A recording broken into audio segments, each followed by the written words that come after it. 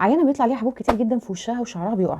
لما راحت لدكتور الجلديه اداها علاج، بعد كده الحبوب بدات ان هي تروح وشعرها رجع ان هو يتحسن. لكن بمجرد ما رجعت ان هي تفكر في حاجات خلتها توصل لمرحله من القلق الشديده جدا، بدات ان الحبوب ترجع تاني في وشها وفي جسمها، وبدا شعرها يرجع يقع تاني. لما راحت ساعتها لدكتور الجلديه، دكتور الجلديه قال لها انت كده محتاجه ان انت جنب العلاج اللي انت بتاخديه محتاجه ان انت تاخدي علاج نفسي، وان ده كده بسبب القلق. معكم نهله عبد الباقي، اخصائيه نفسيه. في ناس لما بتقلق جامد قوي بتوصل لمرحله ان هي بيطلع لها حبوب فعلا في وشها وفي جسمها، شعرها بيقع، وبيحصل مع ناس كتير. في اللحظه دي العلاج النفسي هيساعدك او هيساعدك كويس قوي، انه هيساعدك انك هتخليكي تتحكمي في طريقه الافكار بتاعتك، هيساعدك ان انت ازاي تتحكمي في حده القلق بتاعتك، او هيساعدك ان انت ازاي تعرف تتحكم في درجه القلق بتاعتك. فمع العلاج اللي بالدواء بتاع الجلديه، لما بتاخد معاه علاج نفسي هيساعدك كتير ان انت تقدر تتخلص، او انت تقدري تتخلصي من المشكله دي بشكل اسرع واسهل بكتير. طبعا اهم المهارات اللي انت هتتعلمها او اللي انت هتتعلميها ان انت ازاي تعرف تنظم من طريقه نفسك، ان انت ازاي تعرف تتحكم في الطريقه بتاعت افكارك اللي وصلتك للقلق الشديد جدا ده. وبالتدريج بالانتظام في المهارات العلاجيه مع العلاج الخاص بالجلديه، بالتدريج هتلاقوا الاعراض دي بدات تروح، وهتلاقي نفسك ان انت قادر تحد من الدرجه بتاعت قلق. ولو عاوز تحجز جلسه علاج نفسي اونلاين، هتلاقوا لينك الحجز موجود في البروفايل اللي موجود تحت اسمي بالظبط.